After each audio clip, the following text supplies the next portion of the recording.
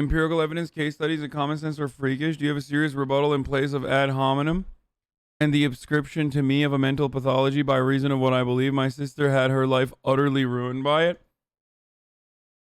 By weed? There's empirical evidence that says weed can ruin your...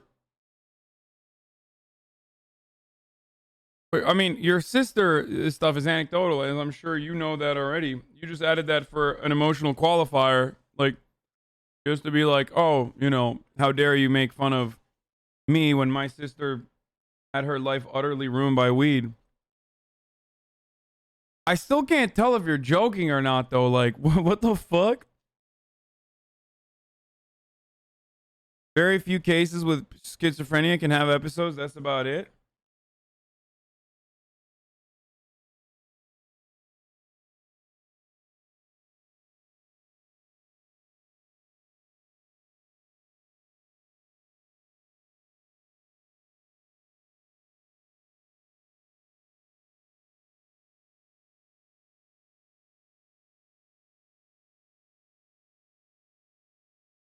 Half the chat is responding to my question about fucking why this dude is well liked, but he seems like a nice person, but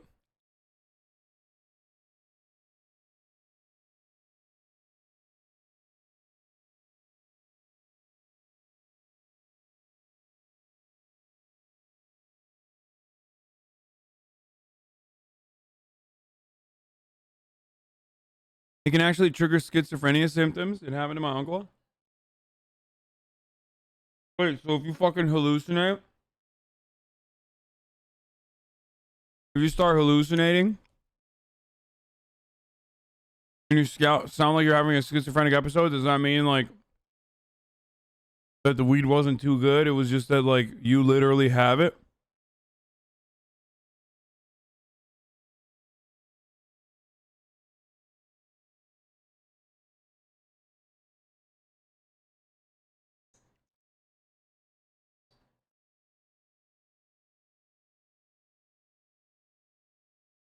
Yes, she had her life destroyed by it. My family's devastated. It is strongly correlated with violence and irreversible mental overthrow.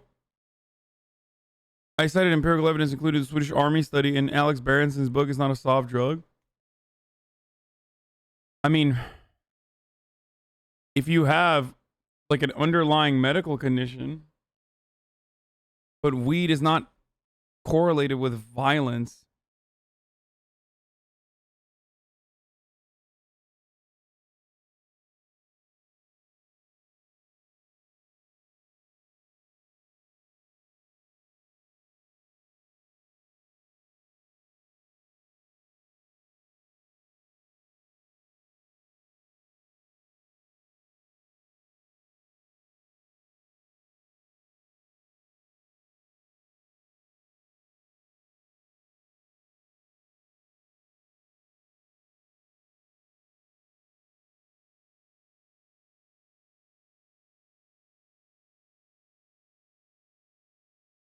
I know someone whose schizophrenia was triggered by overconsumption of weed.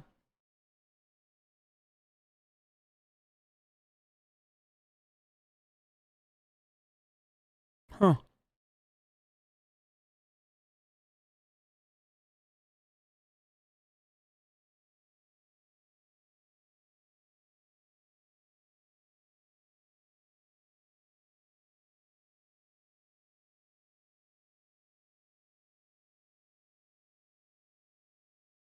Girlfriends says it triggered my girlfriend's psychosis. She got institutionalized because of it, but yes, it's rare.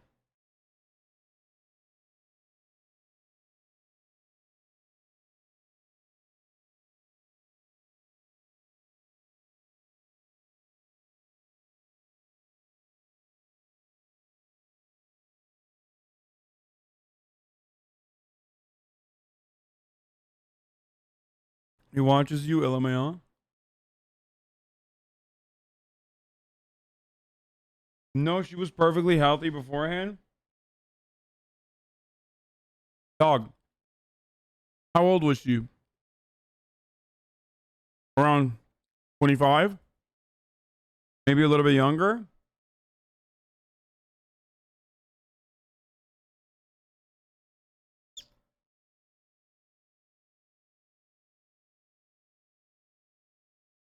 Mental overthrow from cannabis is not rare. Professor Robin Murray.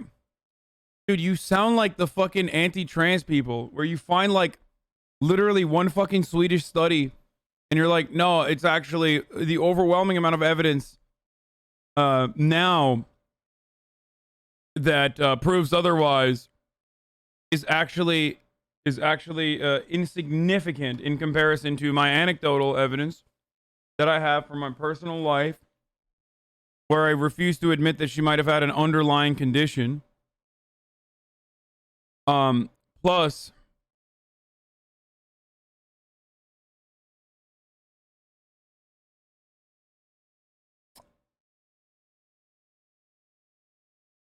mental overthrow is not a term people use in English. I don't even know what that is.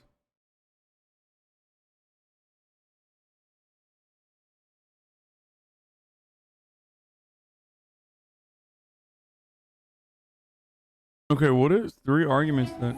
All around the world, marijuana is being decriminalized or even made legal. But is this really a good idea? In the online debate, the harmful sides are often downplayed. So let's look at the 3. Weed is nearly harmless in comparison to the widely available drugs and even foods that you can consume that have irreversible long-term health complications. Like, it is an argument that I feel like I thought we were completely over. It's significantly less unhealthy than alcohol.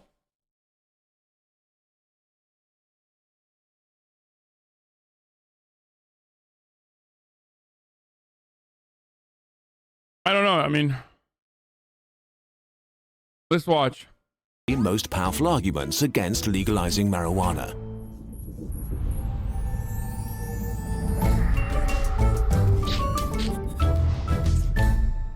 Argument number 1. In the last few decades, marijuana has been engineered to become much more potent. Today, marijuana is so potent that it's actually a strong drug that may cause psychosis. The main active ingredient of marijuana is THC, and there's strong evidence that THC is related to psychosis regardless of other risk factors. Marijuana also contains a substance called CBD that seems to counteract this effect. It's even being tested as a treatment against psychosis and anxiety. But because it doesn't make you high, growers have gradually decreased the amount of CBD in marijuana over the last few decades while increasing THC levels.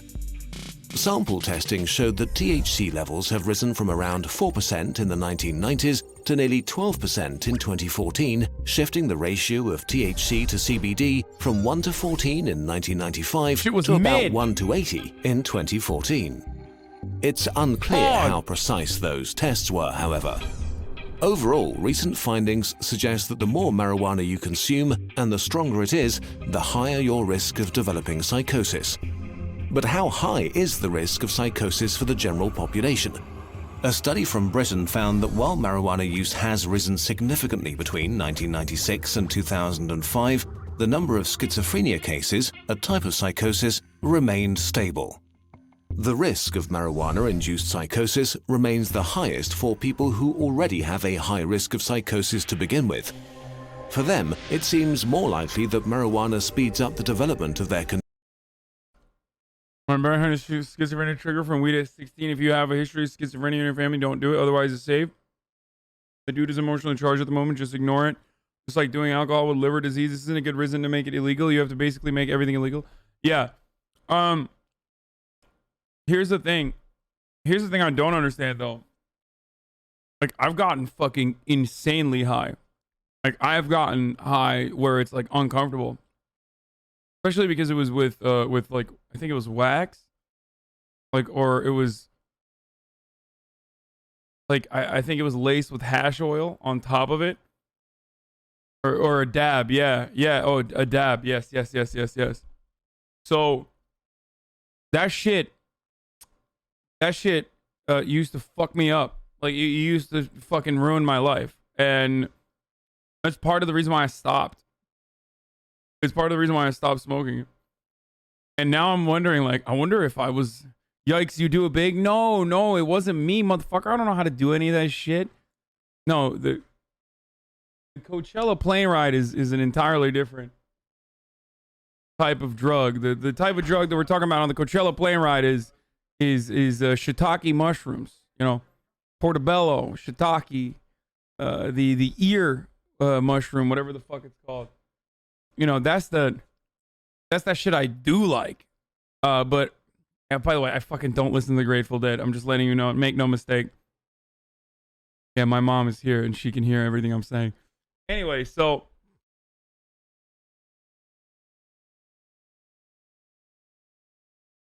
the point I was trying to make is that now I'm thinking, like, what the fuck? Do I have schizophrenia? And then again, I'm also 29. I feel like I would have developed it by now. 25 is like when you start developing schizophrenia. Right? I've had terrible panic attacks from weed. I thought I was dying for like a year when I was like 17 because of weed. I shit you not.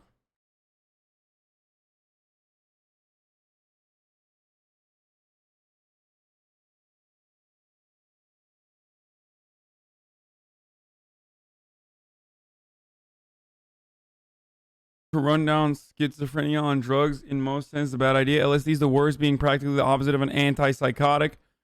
Weed sounds like a pretty bad idea, and doing any unprescribed drugs is a dangerous road when you have a mental illness. People are most likely to be born susceptible to many diseases and illness, and everything makes you, well, you, the girl would have been susceptible. She probably couldn't have known, but it doesn't mean it turns you schizophrenic. No, it means that you have underlying schizophrenia that was previously undiagnosed.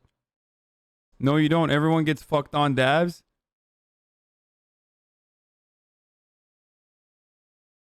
Dabs will make any casual smoker extremely uncomfortable. Wait, that's why?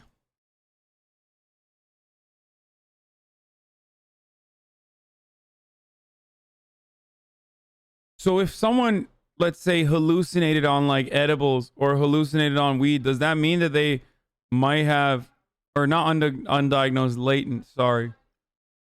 I'm currently dependent on bud, which I hate myself for, but I'm glad this and rather than alcohol or the harder shit. Weed can further mess up already prevalent mental illnesses, but those need to be there first. Not like weed gives you schizophrenia. I'm bipolar and a smoker for 14 years. It helps me control my thoughts and emotions, so it's really case by case. I was on benzos for 4 years that resulted in me having seizures and fighting addiction for years. The better alternative. Old weed gave me bad vertigo for a week. Listen, there's a couple reasons why I stopped smoking weed. One, because it would fuck me up. Also, never mix it with Adderall. Not good. You will literally go crazy. So that's one. Two, especially dabs. Oh my God. Two, false weed and Eddie's lit is not. You're crazy. It's like fucking PCP, dude. Or at least what I assume is PCP. Like how? The fuck do you mean like how? Have you ever been in college and you're fucking cracked out and you're crunching and you're trying to get ready, but then also like you have to fucking fall asleep, so you're like, yo, I'll just smoke a little bit of weed. Don't do it. It's actually really bad. Anyway, here's what I will tell you. So as far as marijuana goes, no matter how fucking high you get, no matter how zooted you get, ultimately you can go to sleep, right? Unless you do edibles, in which case it could be kind of difficult for you to be able to go to sleep, or worse, you will still be high in your sleep and wake up still fucking high. Edibles, not even once. Edibles is not something to fuck with unless you know exactly what the fuck you're doing, okay? And I say this as someone who likes shiitake mushrooms. Shiitake mushrooms, which are legal and cool, of course. I'm not talking about any other like psilocybin mushrooms or anything like that, of course. I would never. I'm talking about portobello. Anyway, those mushrooms I feel like you are guiding the journey. Like you're on the steering wheel. With edibles, the car is going maybe 150 miles an hour. Maybe the car is going wherever the fuck you want to go to. Maybe the car is going somewhere you don't want to go. You have no control. Shrooms is the opposite in my experience. Depending on how much you do, though. Bro, that's the wrong...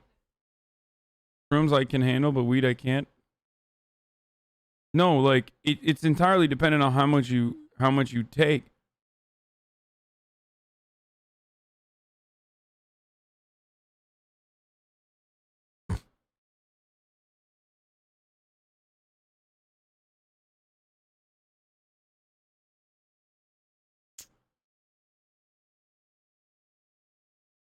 You are 100% wrong. You just had a bad edible experience. I mean, I've had numerous edible experiences. Really important that everyone knows their own temperweedic number when it comes to edibles.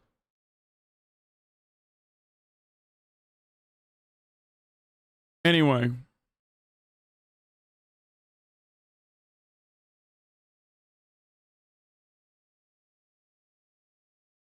So,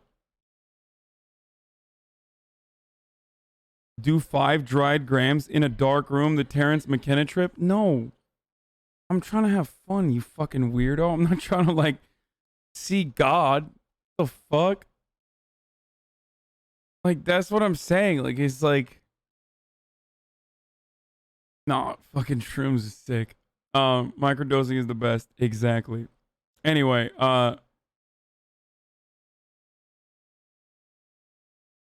it's just, I'm like thinking about it now. It's such a wonderful feeling, like you're on a fucking cloud. Just happy. Anyway, this is what being high does to you from earlier this year. Oh, that's Manuel. That's the homie. Like, let's see. Is he like, is he piping it up? So I watched it, dude. It was real passionate. Like, I literally wanted to turn it off. I felt uncomfortable, and not because I know Manuel Ferrara. Like they just looked real passionate with one another, and I know Manuel's married too. And I saw that porn, and I was like, damn, like for the first time in my life, I feel like he just cucked a porn star. And then I started thinking to myself, like, this motherfucker is cucking Johnny Sins. Like, that's the GOAT. I still remember this. This is a story about when I was jerking off and I saw Manuel Ferrara shoot a porno with Johnny Sins' wife, Mrs. Sins. And I wasn't high when I watched that, but it was devastating. Like it just felt like they were really into one another, and it was a really private moment that I should not be a part of. It felt like, you know? Anyway, so that's what I think about when I'm jerking off. So there you go. That's why it probably takes a long time. I was high in this. Yeah, this was 420. 420, baby. Oh, weed is so tight, bro. Oh my god, 420, bro. All his pornos are like that. Dabs are made to ruin your life. They're literally made for stoners who have trouble getting high because they smoke every day. Don't base any mental assumptions based on dabs.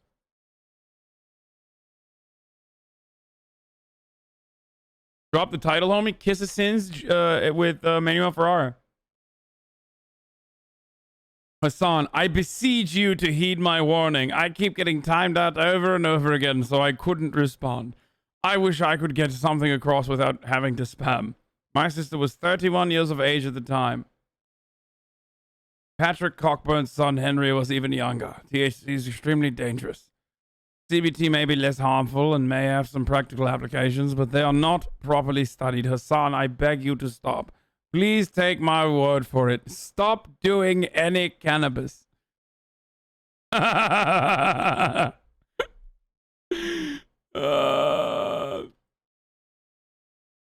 said CBT instead of CBD in the past 20 messages. They don't even know the names of the drugs they're referencing. Oh no. Is this an elaborate ruse, Fabian Syndicalist? Or are you really an anti-marijuana reactionary? They actually do clinical studies on candy flipping, taking XTC, MDMA when you slowly come out of your LSD stuff, trip stuff. It was wild.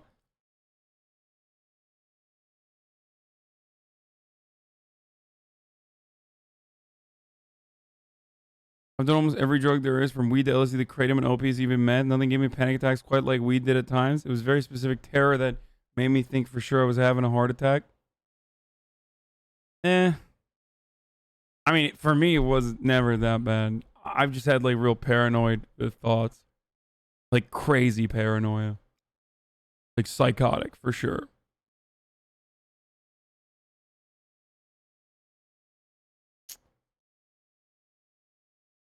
And I think part of it is because of my like insecurities. I think that I have, they get heightened if it's a bad trip. I think that's what it is. If you get like really, really, really high, that's what happens. Where I'm just like over analyzing my own personal insecurities about my character and my shortcomings. And then I get into this like deep self-reflective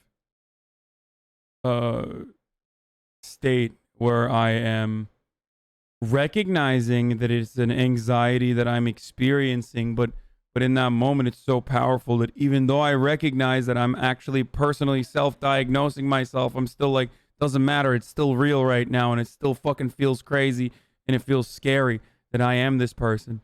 So that's why I don't really smoke weed that much.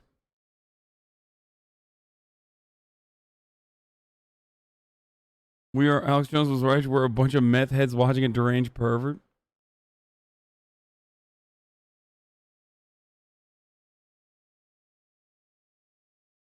But I mean, that's just one of the experiences. Also, speaking of which, like everyone has different experiences, and there's plenty of people who like literally fucking medicate with weed. So like, hey, welcome to normally having bad anxiety, LMAO. Okay, well I fucking never want that. So hey.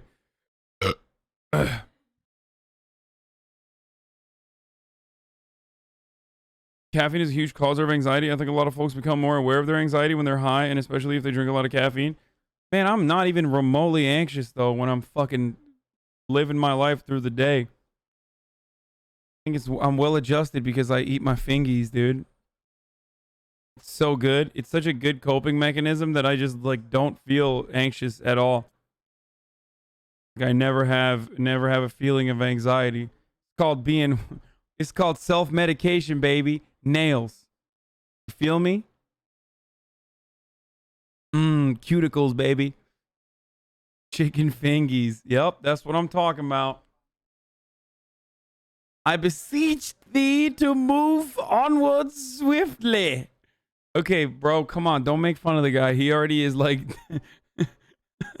He's already terrified of weed, man.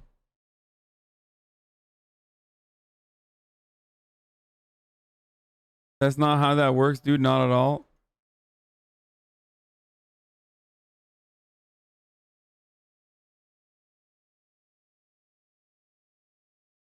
Kind of hard to explain here, but there's a huge connection between ego death, like from shrooms, and left-wing politics.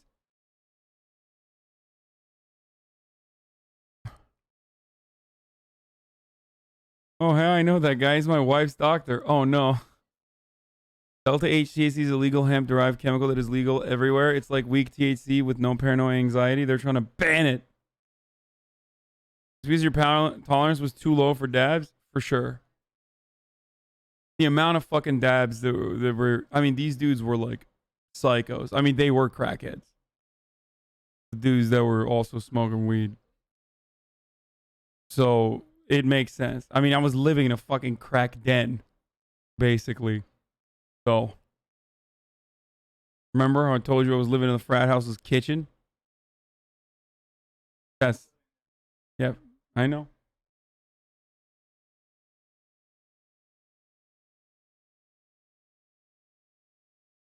Crackhead is an ableist term? Why? Because addiction is a disease?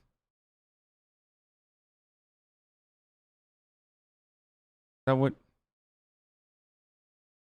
What?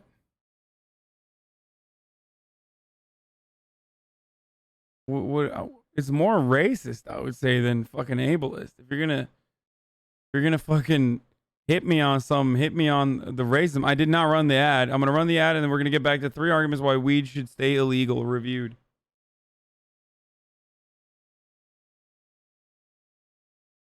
You people are actually clueless about actual cannibal science. Yeah, I don't know any, like, I just know the basic stuff. I did not know that this is like.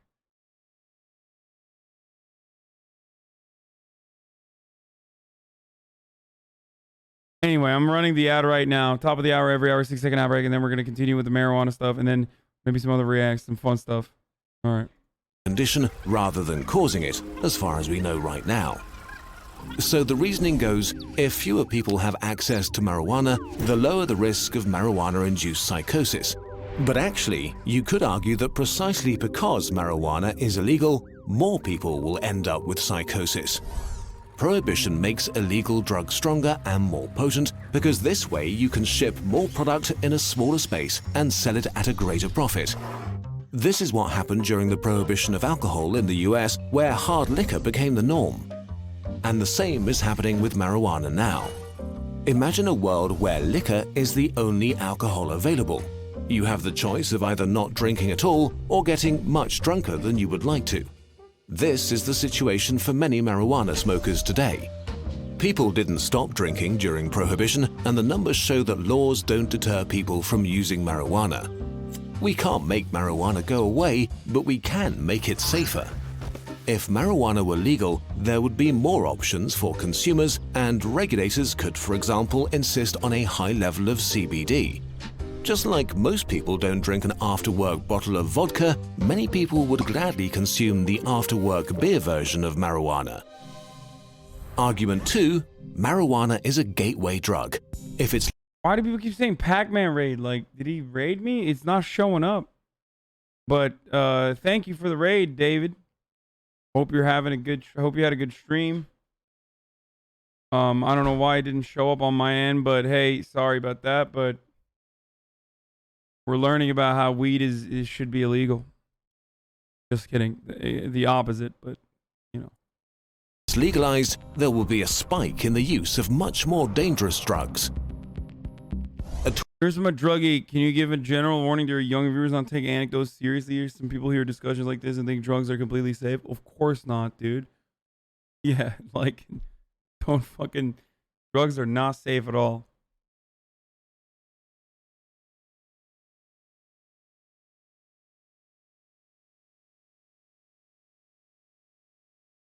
Dr. Scott Atlas resigned and he wished Joe Biden well.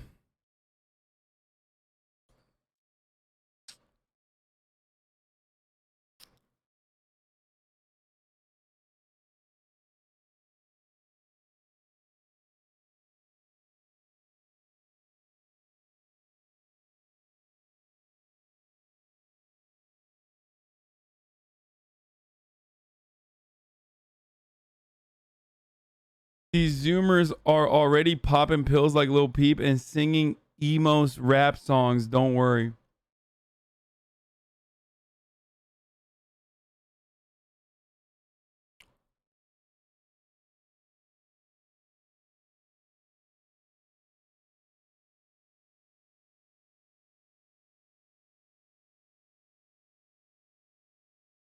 A 2015 study found that about 45% of lifelong marijuana users took some other illegal drug at some point. Legalizing marijuana could reinforce this trend. As more young people try legal marijuana, they might end up trying harder drugs. But it turns out... Isn't alcohol a gateway drug? Isn't caffeine a gateway drug? I mean, even Mormons fucking patch their religion, brother. Oh, well, if you drink alcohol, that means you might do weed, which then... I know he's reviewing the argument. I'm just making counter arguments to the arguments that he's reviewing. I'm not saying these are his arguments.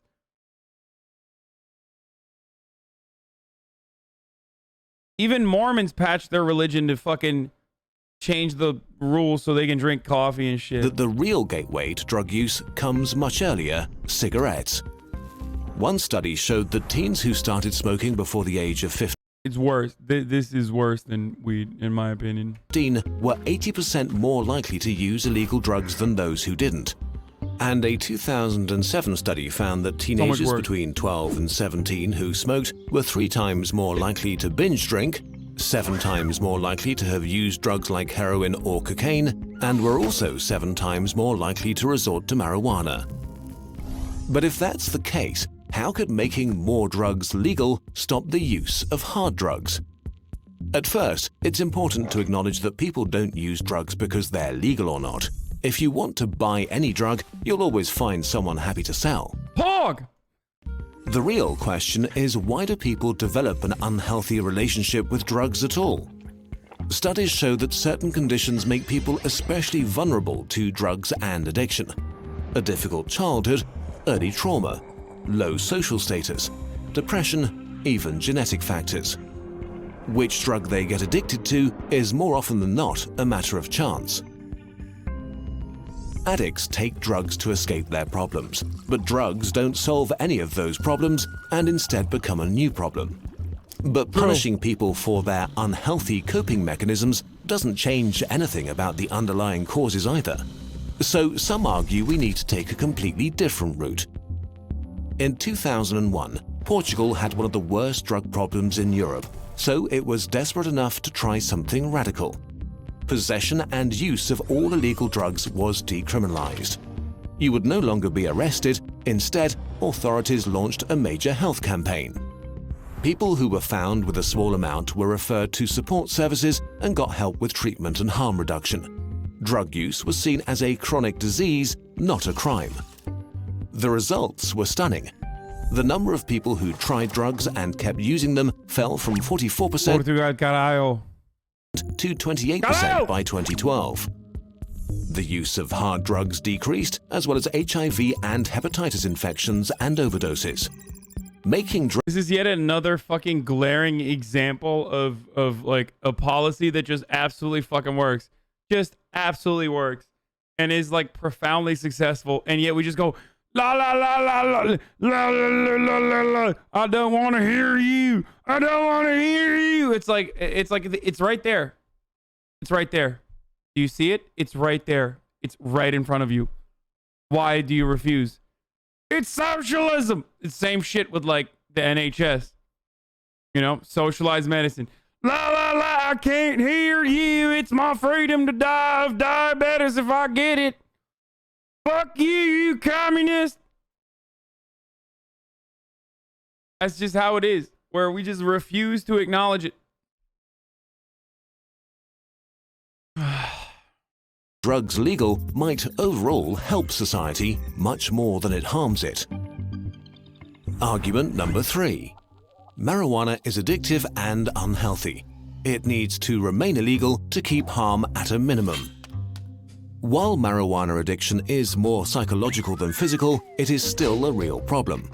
The demand for treatment for marijuana addiction has more than doubled in the past decade alone. In total, about 10% of people who try marijuana will become addicted. This is also related to higher THC levels. A study released in 2017 tracked the potency of marijuana in Dutch coffee shops over a period of 16 years. For every 1% increase in THC, 60 more people entered treatment nationwide. In terms of negative health effects, some studies linked marijuana use to increased blood pressure and lung problems, while a 2016 study found that marijuana use was unrelated to physical health problems, except for a higher risk of gum disease. Some studies showed that marijuana use alters teenagers' brains and decreases their intelligence, but when more recent studies took drinking and smoking into account, the results were inconclusive.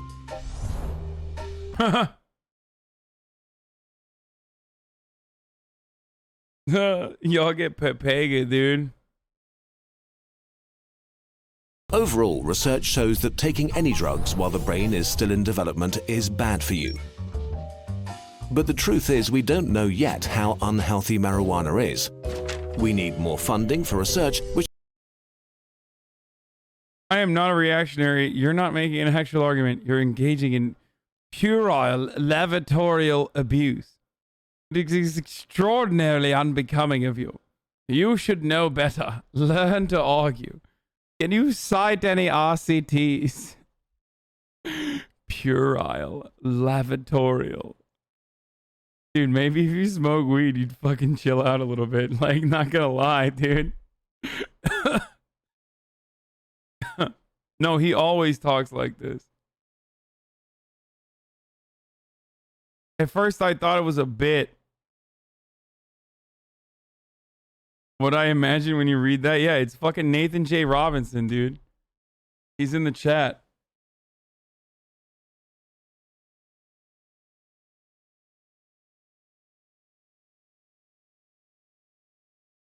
Nathan J. Robinson unfollowed me, dude. I think after the police stuff. Yeah, Nate Robinson. He unfollowed me because I said society will always have a need for some form of policing. Whether you call it police or not, there has to be like a group of individuals that still enforce the democratically, even in an anarchist organization of society, you still need like democratically elected representatives that enforce the wishes that were also democratically elected. And he like quote tweeted me and like misunderstood what I was saying and then unfollowed me. Oh, Jesus Christ. No, you don't. Yes, you do. Yes, you do. He blew the fuck up on you? Yeah. Democratically elected wishes? Sorry, democratically voted on. Justifiable. The wishes, rules, whatever you want to call it.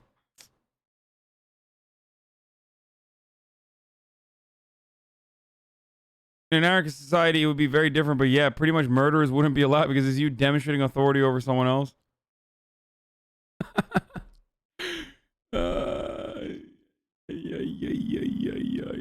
Another lavatorial take from Hasan. Typical. Oh, guys, stop writing like what? Oh, burada. Bir tane var. Bıraktım sana.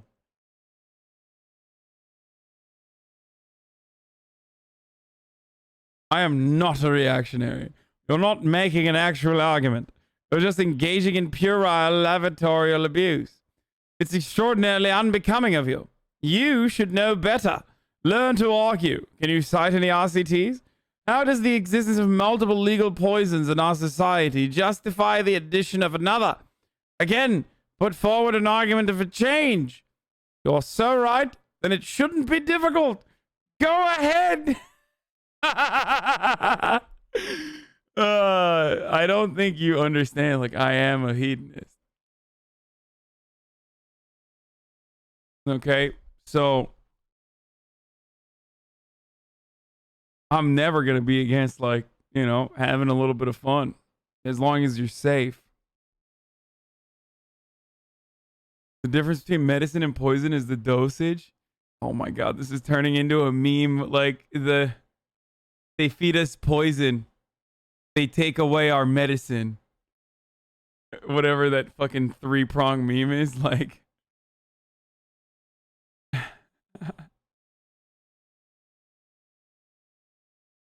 You have an argument though? So far you've belched up nothing but badinage and semi-literate babble. Oh, Jesus Christ. No, man, you're right. I mean, we're watching an entire video about your arguments on it. And how your arguments are just doo-doo butter. Which is hard to get while marijuana remains illegal. Yeah, they feed us poison and sell us their cures while suppressing our medicine. Exactly. Can put your medicine, HasanAbi broadcasts. Into perspective, though. 16% of people who consume alcohol become alcoholics, and 32% of people who try cigarettes become smokers. We know for sure alcohol affects your brain, destroys your liver and causes cancer, while tobacco clogs your arteries, destroys your lungs and also causes cancer. 3.3 million people die from alcohol abuse each year, while smoking kills more than 6 million people. Nobody is suggesting tobacco and alcohol are harmless just because they're legal. Also, nobody is seriously proposing to prohibit them, even though they are extremely dangerous. Legality is a way to exercise some control over them, especially when it comes to protecting young people. It's often much harder to buy legal drugs for teenagers than to buy illegal ones. Official sellers can get hefty fines and lose their license if they sell to underage kids. Legality creates incentives here that drug dealers can't exploit. So making marijuana legal doesn't mean endorsing it. It means taking responsibility for the risks it poses. It could also open the floodgates to tons of new research that shows us how harmful it really is and to whom. Conclusion. Marijuana is a drug. And just like any other drug, it has negative consequences for a sizable portion of the people who use it. It is not harmless. The best way to protect society from its negative consequences seems to be legalization and regulation. Thanks to our partnership with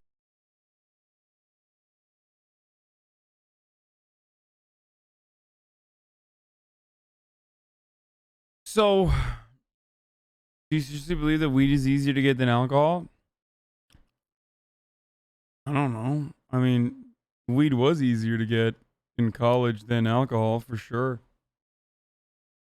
Even though it was illegal. And technically alcohol was illegal as well. Yeah. For sure. It was super easy to get. We legalize weed and potheads are still super annoying. I don't know. I think that was the greatest part of it, which is like now everybody makes fun of potheads for like loving weed or making it their entire personality. Alcohol was easy to get once I got a fake ID. Man, that shit wasn't easy, even with a fucking fake ID. People clock it. What kind of fake IDs were you using, dude?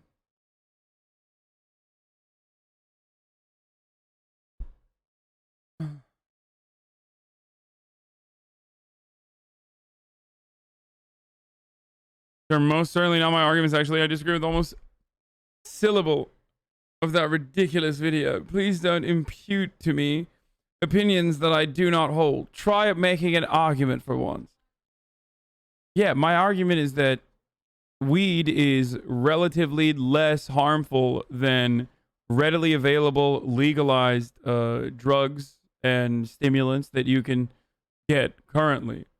And its side effects are ultimately, again, way less harmful. And overall, if you do it responsibly, if you do the weed, the devil's lettuce responsibly, then it's fine. That's it. It's like saying you should never drink and alcohol should be abolished. Well, they did do that, and it fucking failed. And weed fails in a similar capacity. So unless you live in this delusional fucking crazy world where you're magically going to use a wand to eliminate weed in its entirety, where it's just never going to exist and no one's going to remember that it ever existed, good luck trying to fucking put the toothpaste back in the bottle. Okay? In the tube.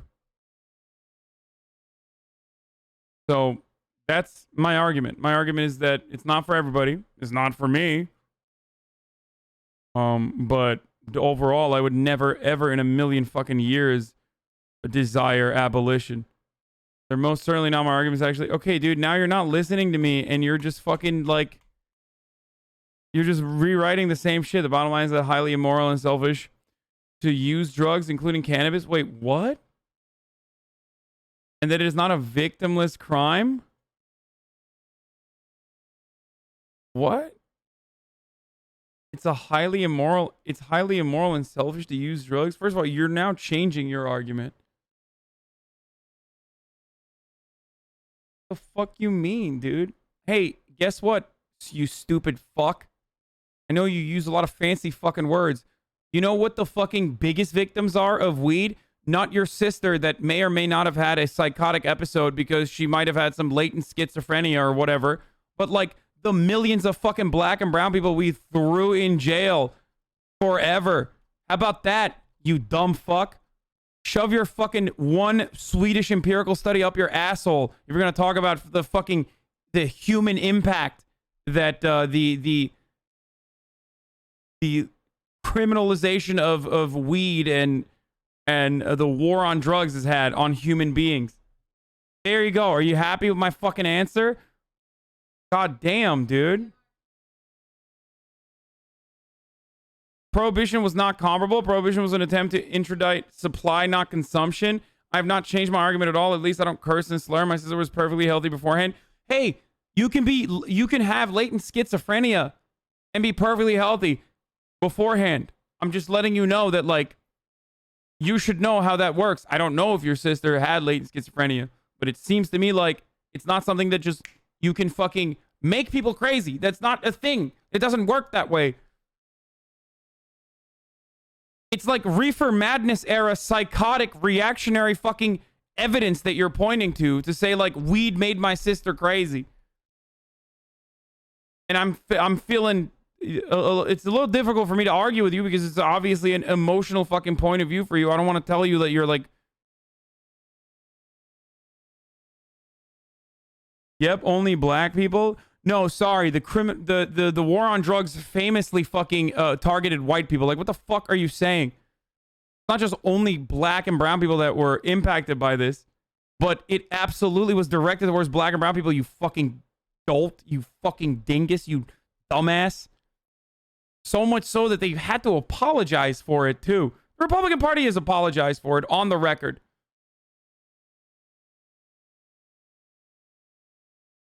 They admitted it. The sentencing disparity between crack cocaine is straight the fuck up an invention to jail black people.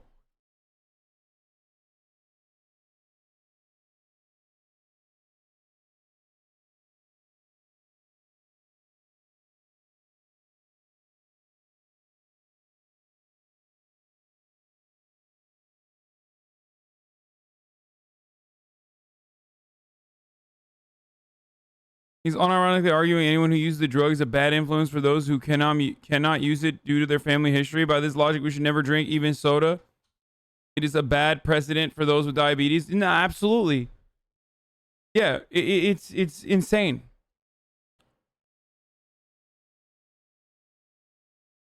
I'm a convicted felon because of 4 grams of weed and my neoliberal governor of Wisconsin denied me a pardon last year. Nah, dude, you deserve to have that on your record for the rest of your life, dude. Because hey, this dude's sister had a fucking had a bad episode in Sweden, so or wherever they're at. So no, sorry, permanent mark on your record, buddy. Guess what? Can't do it. Can't fix it, dude. She had mental overthrow. Do you understand why? By the way, Fabian Syndicalist, I don't know if you're in here still, but like, do you get why people get fucking frustrated with like idiotic takes like this? And also, if you consider like the illegal ways and like the kinds of people that we're funding, then you should also recognize that the reason why they get funded that way, those operations only exist as a consequence of the black market's existence. And guess what? The absolute best way to fucking deal with the cartels, for example, is full-blown decriminalization or legalization.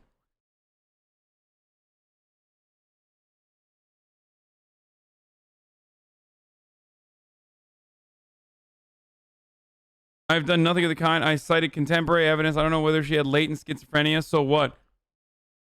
I cited both anecdotal and empirical evidence. Do you have anything to contribute besides obscenities and calumnies?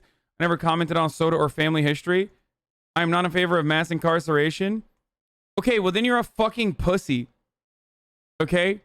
You're a fucking pussy who says, oh, we should completely fucking criminalize weed, or that consumption of weed is horrible and also immoral because of the anecdotal evidence of my sister. Plus, on top of that, because I personally believe, because of the empirical evidence that the empirical evidence from Sweden that I read, that claims that weed it creates like mental overthrow, whatever the fuck that is, and like leads to violent behavior, which is straight the fuck up white supremacist propaganda, by the way. There's a reason why it's called fucking marijuana. Because they wanted to make it sound more fucking Mexican and exotic. Okay? And every single thing that you're saying as far as like smoking weed makes you go crazy and smoking weed makes you violent is directly anti-black and anti-brown white supremacist fucking propaganda. The reason why I haven't been like saying anything about it, the reason why I haven't really talked about it all that much is because I just thought you were fucking around. Okay? And it's also complete fucking bullshit. Like, if anything, weed has been decriminalized in this fucking country over the course of the past couple fucking years. And crime rates are getting lower and lower. Like, violent crimes on the decline. Historically, it's the fucking 90s. As we've eased our restrictions on marijuana, if weed made you fucking psychotic and violent, we would be killing everyone!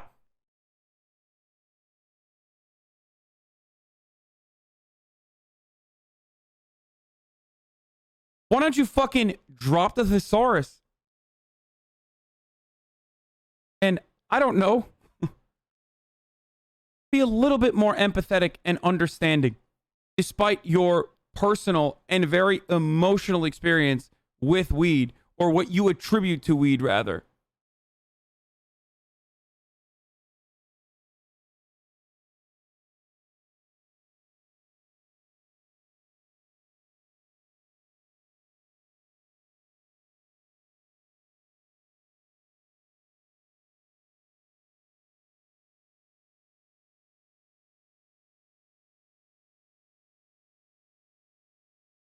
This is about the book he's using as a source. Scientist states that Berenson is drawing inappropriate conclusions from the research he cites primarily by inferring causation from correlation, as well as cherry-picking data that fits his narrative and falling victim to selection bias via his use of anecdotes.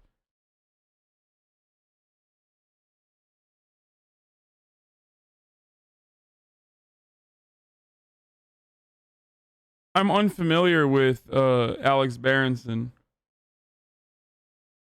but like ideas like the ones that you espouse are really fucking horrible. One, it inhibits progress and it stops people from treating this as an addiction and rather justifies the further criminalization of drug consumption. So it's disgusting for all the people that actually end up getting addicted to drugs, okay? Two, it locks up people that are otherwise completely fucking innocent. Like, sometimes forever. And it's all based off of white supremacist, psychotic fucking bile.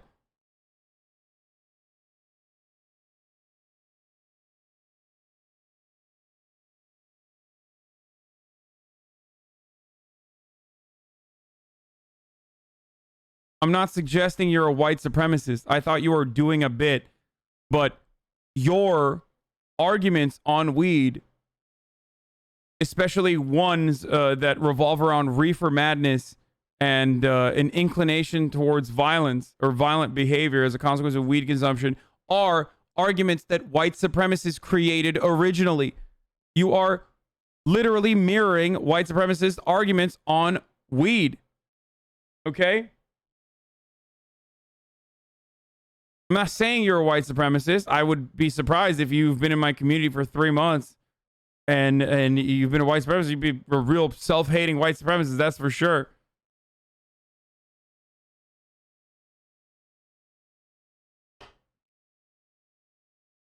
Your large corpus of empirical evidence, not just from Sweden. Okay, I'm going to look into Alex Berenson.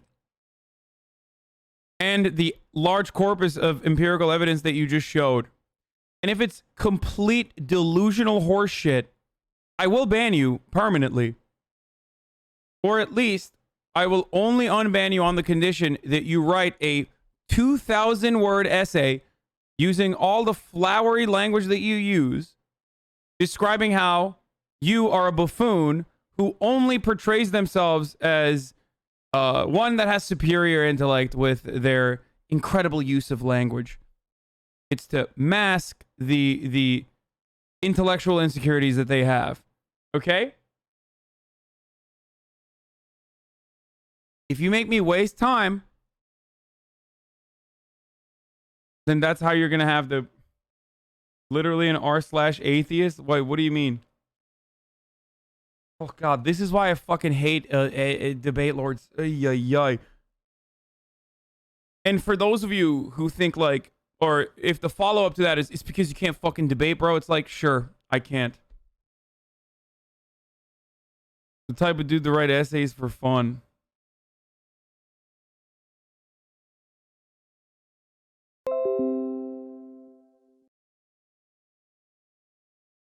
The book Tell Your Children received a lot of media attention, but it's essentially Reefer Madness 2.0. Wait, Alex Berenson is on Fox News saying COVID isn't real?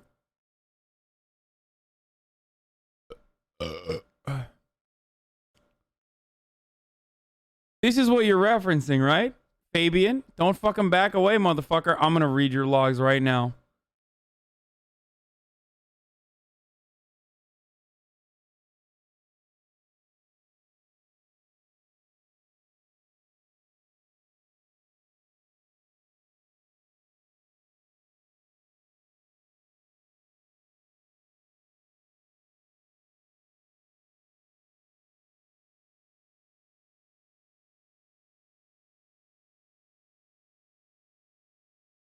I'm a leftist, not a reaction, but unlike you, I care about things other than selfish pleasure. If heaven forfend you end up mental wards, screaming and doomed for your life or misery, you may regret your cowardly disparagement of me. On what empirical grounds do they medicate themselves? Can you cite any RCTs? All right, where's the original one? CBT may be less harmful. Oh, God. Oh, yeah, that's what, including the Swedish army. I cited empirical evidence, including Alex Berenson's book. Oh, no. Oh, no. Empirical evidence and common sense are freakish. Read the book Henry's Demons, the Swedish Army Study, and Tell Your Children the Truth About Marijuana, Mental Illness, and Violence by Alex Berenson. First of all, I'm going to get started off with this, okay? So,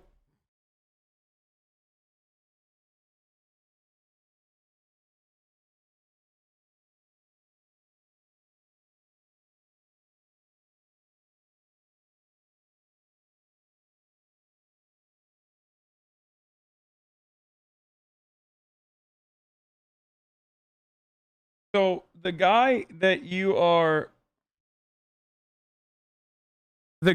referencing,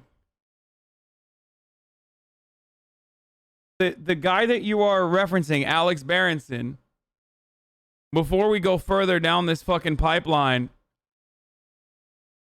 before we further go down this, is a COVID skeptic, not a denier, but a COVID skeptic. Okay, the guy who shockingly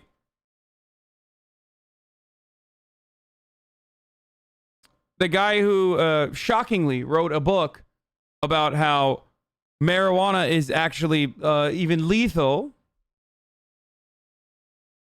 Wait, the paper that he linked is from 1987? I thought you said you had contemporary studies. Please link me the other studies that you looked at.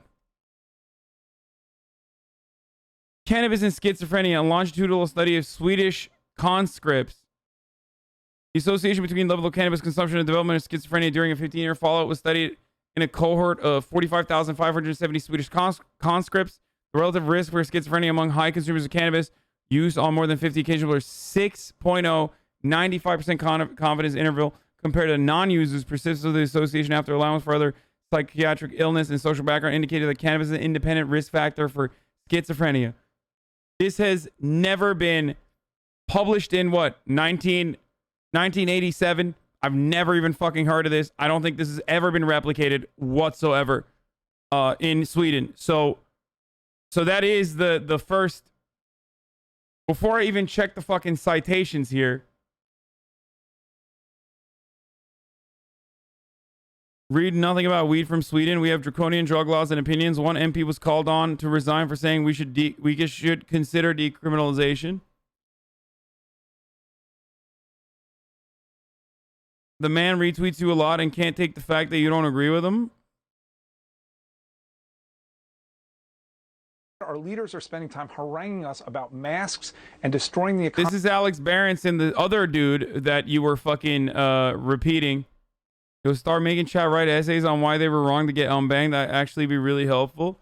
So the Reefer Madness 2.0 Andy that you fucking are basing a big chunk of your arguments off of is from this dude who wrote that book. Economy with lockdowns, and every day it makes less sense, and every day it's more infuriating, Tucker. The other big issue is masks, and this idea that we're going to trade. Yes, I think that 45,000 is a very sizable sample size, but one fucking Swedish study that is has never been replicated, that I have never ever even heard of in my entire life, is hardly to.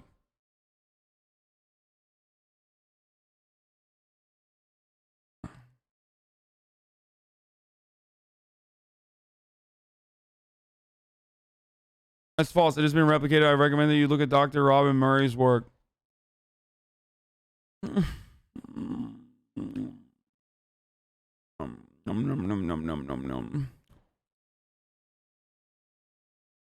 We're going to reduce some restrictions on businesses, but in return, everybody in Los Angeles County, for example, has to wear masks when they go outside. This is absurd. It's absurd on a number of levels. First of all, there's very, very little evidence that the coronavirus is transmitted outdoors anyway, whether or not somebody's symptomatic. What does this have to do with cannabis? I think that this is a person that is very clearly not the best kind of person that you could get scientific information from or analysis from. So if someone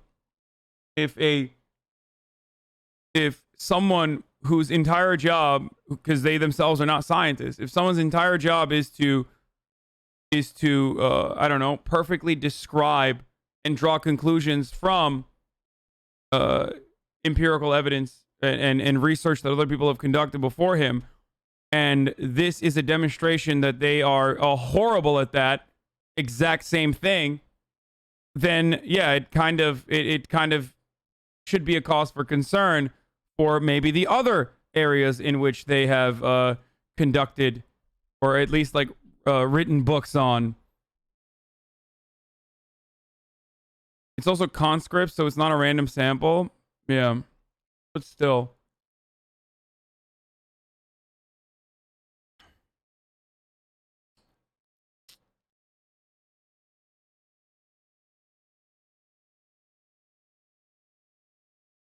Robin Murray said,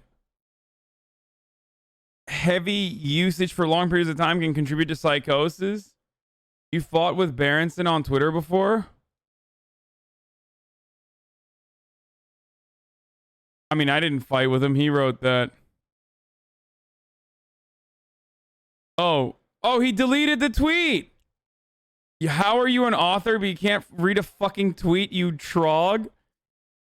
Wait, what did he say? How is it you dare to tell older black people in the South who have lived through segregation and its end that you know better than they do and whom should vote for? Wait, what?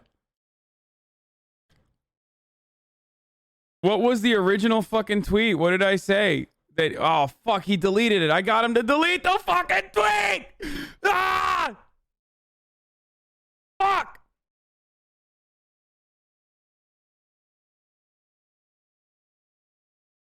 Or was it me? No. What was the original tweet? Like this charming blue check Bernie Burr lamenting the relationship older black voters have with institutional fascism. Oh, I said the black women who voted for Biden tonight were around my age when Biden was working with segregationists. The relationship older black voters have with institutional racism will be incredibly perplexing to me. Yeah.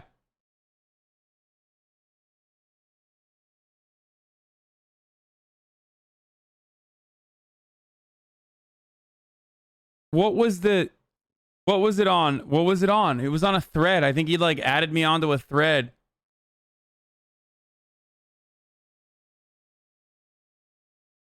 There was... Because he's responding to something else.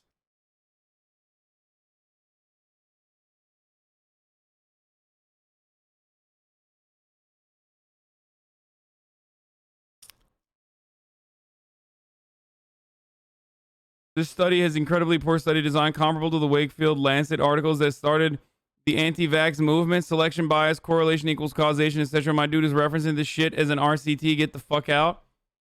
Read the book, Hasan. How can you form a judgment about it until you read the book? You said America deserved 9/11. I still read a book that you wrote before I comment on this content.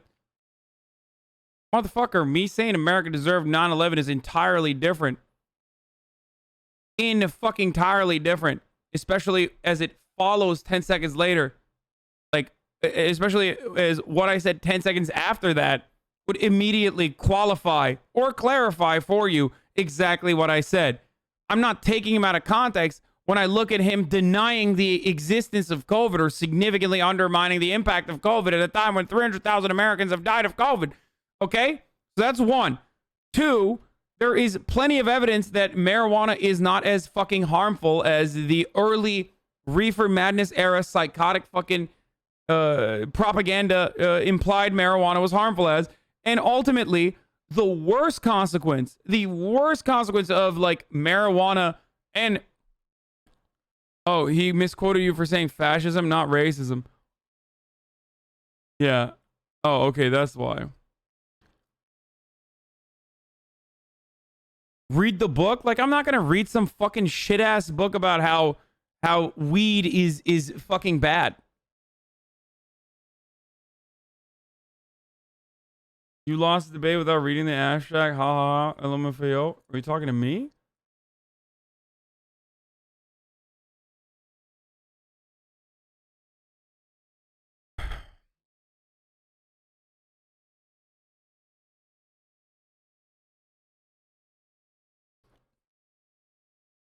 The Wikipedia page for the book is 80% about the criticism against it.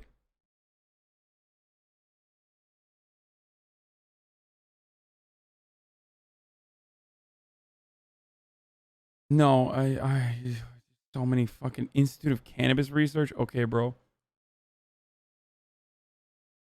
The Swedish study examined a huge section of people. Yeah, well, it wasn't a random sampling. One, it's also one fucking study. Two, I already told you that the current understanding of marijuana and its likelihood, or marijuana and its like potential trigger for schizophrenia, as far as I understand it, I might be wrong on this, is that it could trigger schizophrenic episodes in individuals that might have schizophrenia in their family history, or might be schizophrenics that do not know that they are. But not necessarily that weed creates schizophrenia in people. If that was the fucking case, can you please explain to me why everyone in Amsterdam is not fucking schizophrenic? Can you please explain to me why there isn't a significant number of people that travel to fucking Amsterdam that suspiciously go back all around the world and just have schizophrenia? Can you please explain to me why America has not had an increase in schizophrenia since the decriminalization of marijuana, since the legalization of marijuana? Why isn't it happening in Canada? Why isn't it happening in the Netherlands? Why isn't it happening everywhere else? Oh no, you have a fucking study from 1987 from Svalahova University where some fucking dipshit researcher wanted to justify that you know, weed is bad, and now you want to fucking keep locking people in prison forever for you know, having weed in their pocket. Good stuff.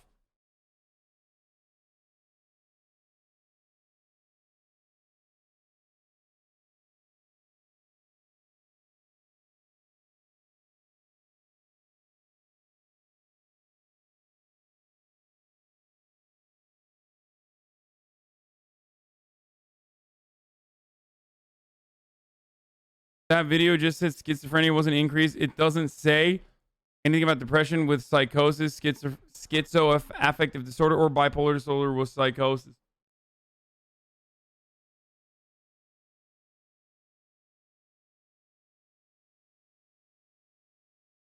Berenson is also a pharma chud who denies companies like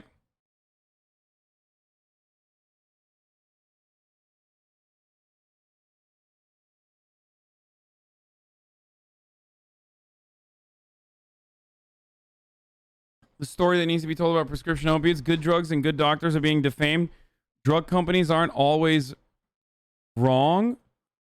Oh my God, has this guy ever had a good fucking... Has he ever had a good argument? Like, or is everything he said just awful and incorrect? Correction, this article incorrectly states the column dealt with Oxycontin bias in the Journalism Times reporter instead. The column inaccurately and unfairly compares Myers' article to delicate balance of pain and addiction. There were no factual errors. The column incorrectly states that Myers' article referred to a South Carolina pain management clinic. The Time article when it mentioned the South Carolina clinic was published. The column incompletely describes the status of prosecutions of the doctors of the South Carolina pain clinic, discussing only 2 of 8 cases. The column should have reported that 6 other doctors either pleaded guilty or were convicted at trial. The column's claim that the one doctor committed suicide rather than testify is being investigated by Slate. Are you actually Alex Berenson with a fucking kink? With a humiliation fetish?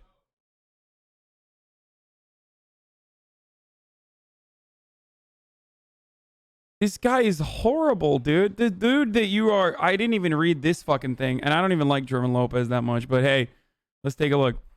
Alex Berenson's Tell Your Children Truth About Marijuana, Mental Illness, and Violence starts early with a personal anecdote. One night, Jacqueline Berenson, a former psychiatrist and Berenson's wife, recalled a case in which a man cut up his grandmother and set his fire on his apartment. At some point, of course, he was high, been smoking pot his whole life. As a journalist, this piqued Berenson's curiosity. Yeah, I would be curious as to why my wife is fucking insane. If you were married to a fucking psychiatrist and she said, of course he was high, he's been smoking pot his entire life, in what is otherwise a complete anomaly otherwise a complete anomaly for people who are demonstrating violent behavior, I'd be like, why am I still married to this lady? What the fuck is going on? Stop pumping me full of articles, you motherfucker. We're reading through your bitch ass Alex Berenson's entire fucking gross history of falsehoods, from defending fucking Oxycontin producers and Big Pharma, Mr. Fabian Syndicalist. What kind of fucking syndicalist are you? All the way to fucking COVID denial. And now finally, the stupid fucking book that he wrote that you are linking to me originally, okay?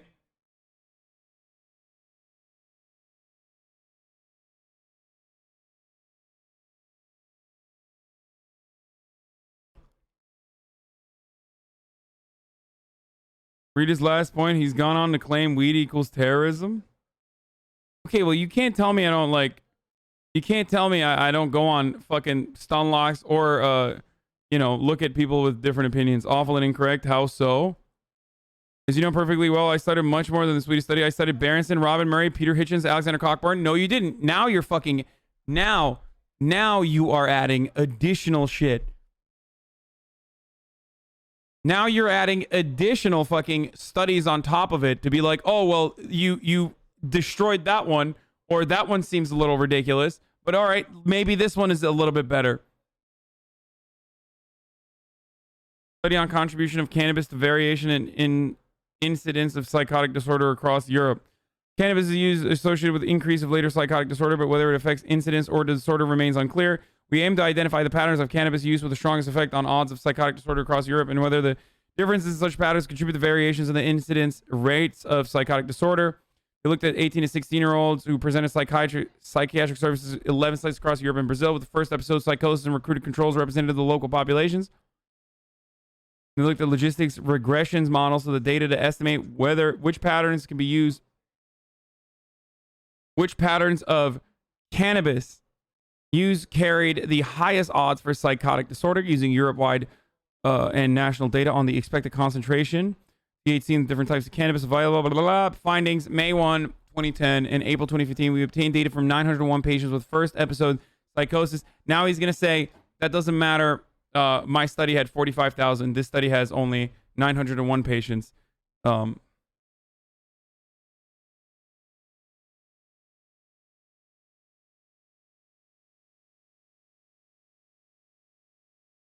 The results should be interpreted with caution because of a lack of information on co-founders in the period after conscription.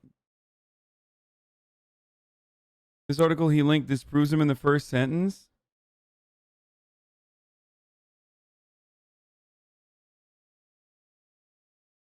Recent reports show that fewer adolescents... Wait, you linked this article. Recent reports show that fewer adolescents believe that regular cannabis use is harmful to health. Concomitantly, adolescents are initiating cannabis use at younger ages, and more adolescents are using cannabis on a daily basis. The purpose of this present study was to test the association between persistent cannabis use and neuropsychological decline and determine whether decline concentrated among adolescent onset cannabis users. Participants were members of the Dunedin study, a prospective study. All right, hold on.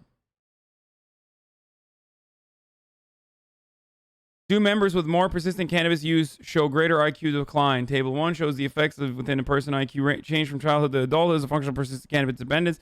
In this analysis, each study member served as his/her own control. Given that the groups were not equivalent on childhood IQ, we accounted for pre-morbid IQ differences by looking at IQ change. Okay. IQ decline was most pronounced among the most persistent cannabis dependence group, but the effect of persistent cannabis dependence on IQ decline was not solely attributable to this group. For example, the association between persistent cannabis dependence and full-scale IQ decline was still apparent after excluding the study members. Okay, so... what the fuck is the conclusion?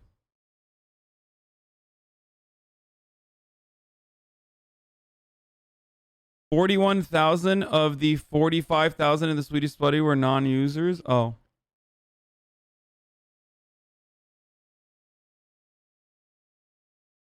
Okay, let me just finish this. Sorry. Differences in frequency of daily cannabis use and in high-potency cannabis contributed to the striking variation of the incidence of psychotic disorder across 11 study sites. Given the increasing availability of high-potency cannabis, this has important implications for funding for public health.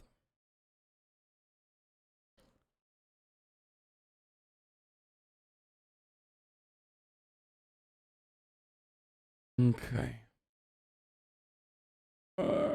It's so boring. Okay. Our main findings show that among the measures of cannabis use tested, the strongest independent predictors of whether given any individual would have a psychotic disorder or not were daily use of cannabis and use of high potency cannabis. The odds of psychotic disorder among daily cannabis users were 3.2 times higher than for never users, whereas the odds among users of high potency cannabis were 1 to 6 times higher. Starting to use cannabis by 15 years of age modestly increased the odds for psychotic disorder, but not independently of frequency of use or of potency of cannabis used. Okay, so it's the classic.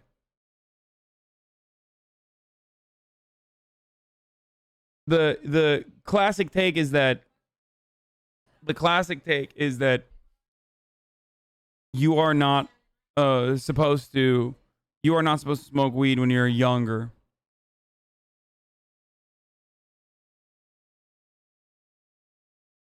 Where do we keep the key to unlock? Stop cheerleading for the weed lobby. You already do that for the meat industry. I'm a stats boy. It's impossible to test this experimentally because it would require randomly assigning people to be chronic weed users or not. Observational studies are highly susceptible to confounding factors. The classic fucking conclusion from both this and numerous other studies conducted on the matter is that the only fear that people have is smoking weed at an early age that could lead to some developmental issues. Both of those studies show this reality. We replicated our previous findings that the daily use of high-potency cannabis is most strongly associated with a case control status. Compared with never users, participants who used high-potency cannabis daily had 4 times higher odds of psychosis in the whole sample, with a 5 times increase in London and a 9 times increase in Amsterdam.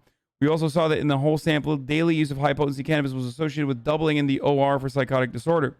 The large sample size and the different types of cannabis available across Europe have allowed us to report that the dose-response relationship characterizing the association between cannabis use and psychosis reflects not only on the use of high-potency cannabis, but the types with an amount of THC consistent with more traditional varieties. Use of high-potency cannabis was a stronger predictor of psychotic disorder in Amsterdam, London, and Paris, where high-potency cannabis was widely available. By contrast, with sites such as Palermo, where this type is not yet available. In the Netherlands, the THC content reaches up to 67% in Nederhazen. In Netherwheat in London, skunk-like cannabis average THC 14% represents 94% of street markets. Our findings are consistent with the previous epidemiological and experimental evidence suggesting that the use of cannabis with a high concentration of THC has more harmful effects on mental health than does use of weaker forms. The novelty of the study is multi-center structure and the availability of incidence rates for psychotic disorder for all the sites. This has allowed us for the first time to show how association between cannabis use and risk of psychosis varies geographically depending on prevailing patterns of use and how the latter contributes to the variation in incidence rates for psychotic disorder. So what is it saying? That like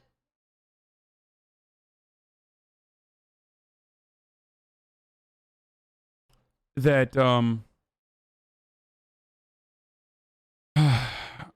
we estimated, assuming causality, that 20% of new cases of psychotic disorder across all sites could have been prevented if daily use of cannabis would have been abolished. Wait, what?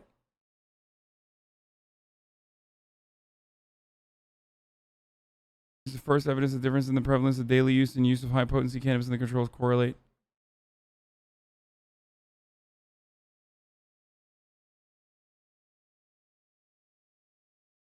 Our findings need to be appraised in the context of limitation data of cannabis. Okay, no CBD control. Our findings confirm previous evidence of the harmful effect on mental health of the daily use of cannabis, especially high potency types. Importantly, they indicate for the first time how cannabis use affects the incidence of psychotic disorder.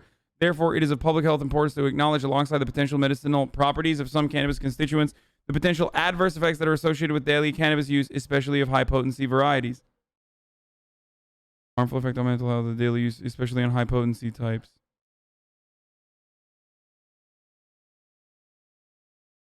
So higher, dude, you don't even look like you care anymore.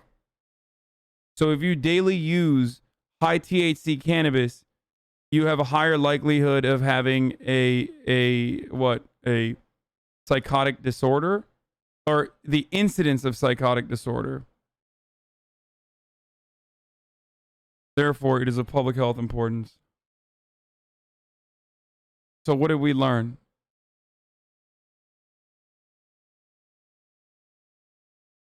You shouldn't get wasted daily. I mean, yeah. There's literally 10,000 confounding factors with the Canadian study.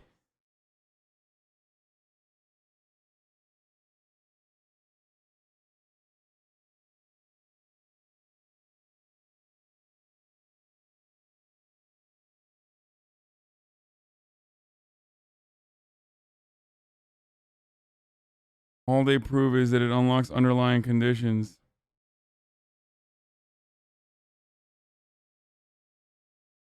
Okay. So, it's strongly correlated with violence and terrorism. In fact, most of the terrorists considered Islamic fundamentalists or jihadists were druggies who dignified their bloodlust by latching themselves onto what seemed to be... Wait, what?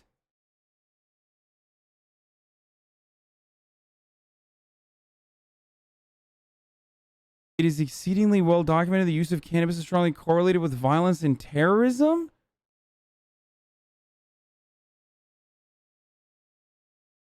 I've been fucking listening to this guy this entire time. I went on a 2-hour Stunlock.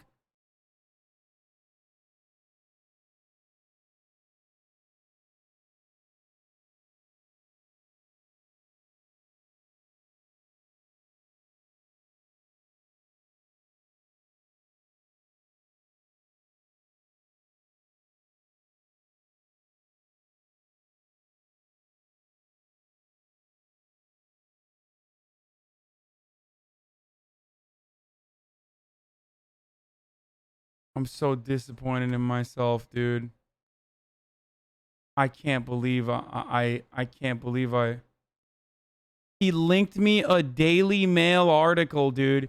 Why did I keep going after he linked Alex Berenson, who's a COVID denier? Why did I do this?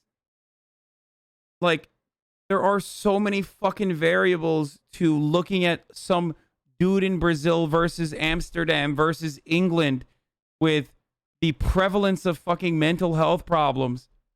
And I looked through. I looked at like we looked at like 3 different studies while this motherfucker buried the lead with a Daily Mail, Peter Hitchens Daily Mail article. I want to die.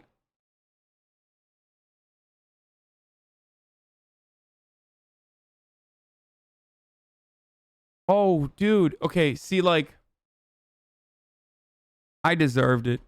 I deserved. This was so dumb. Okay, I'm never reading chat ever again. Yikes, dude. Marijuana causes psychosis. Psychosis causes violence. I've been increasingly skeptical of drug legalization. A compelling read with an experienced journalist is essentially an exercise in cherry picking data and presenting correlation as causation. Even that other study is. Observations and anecdotes, not rigorous scientific analysis, are at the core of the book's claim that legal marijuana will cause, and in fact is causing a huge rise in psychosis and violence in America. Berenson leverages these anecdotes and limited data to argue that heavy marijuana use spurred by the legalization of pot in several U.S. states is already leading to the black tide of psychosis and red tide of violence. He cites a recent massive review of evidence on marijuana's benefits and harms, according to the National Academies of Science, Engineering, and Medicine. Declared the issue settled, but I read the report and wrote about it for Vox when it came out. Far from declaring this issue settled, the report was extremely careful, cautioning that marijuana's and marijuana addictions linked to psychosis may be multidirectional and complex.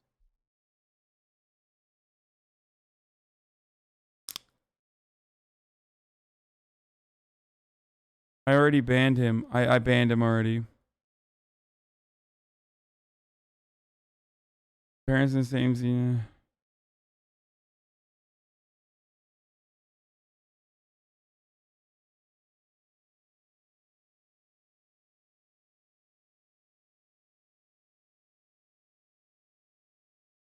I already mentioned this, that while there is rising levels of cannabis use all around the country and all around the world, rates of schizophrenia have remained stable or slightly declined, while also simultaneously another factor that you need to fucking consider is that, like, psychological disorders have increased across the board now that psychology is better. Like, there's more research on the contextualization of, like, autism spectrum disorder or of Asperger's or numerous other like neuroatypical or neurodivergent I guess issues or whatever. How do I describe it? So there should be even more.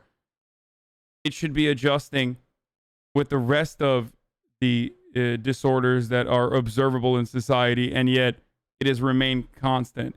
So if marijuana was doing that, way more people would be fucking schizophrenic.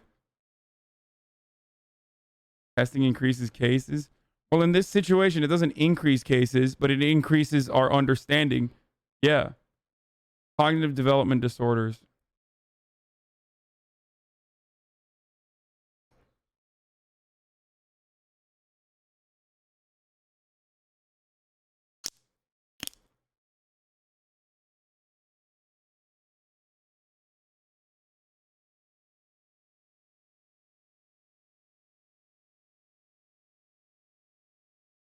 That's crazy, dude. I can't believe Nathan Robinson did this to me.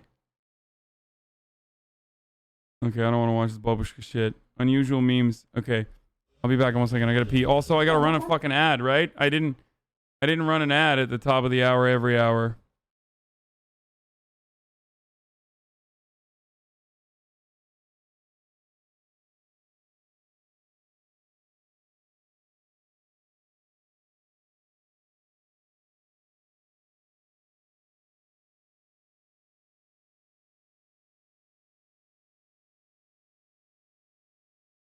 Charge Fabian for lost ad revenue. Yeah, you owe me $1 million, bitch. Here's the ad. I'll be back in 1 second. Excellent. Cannabis is a dangerous, mind-altering drug. It's neither soft nor safe. You should not use it. Read the book Henry's Demons, the Swedish Army Study, and tell your children the truth about marijuana, mental illness, and violence by Alex Berenson. What? There it is. There's always something. Like, there's always got to be one thing.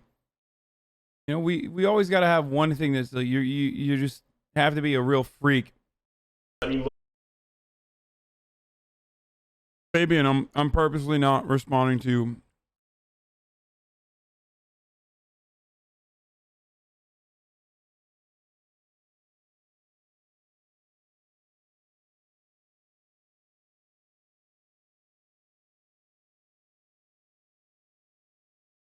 Politics Frogs got politics. React Frogs got reacts. One frog even got their very own 2-hour Stunlock. When will gaming frogs be rewarded from their patience? Gaming now.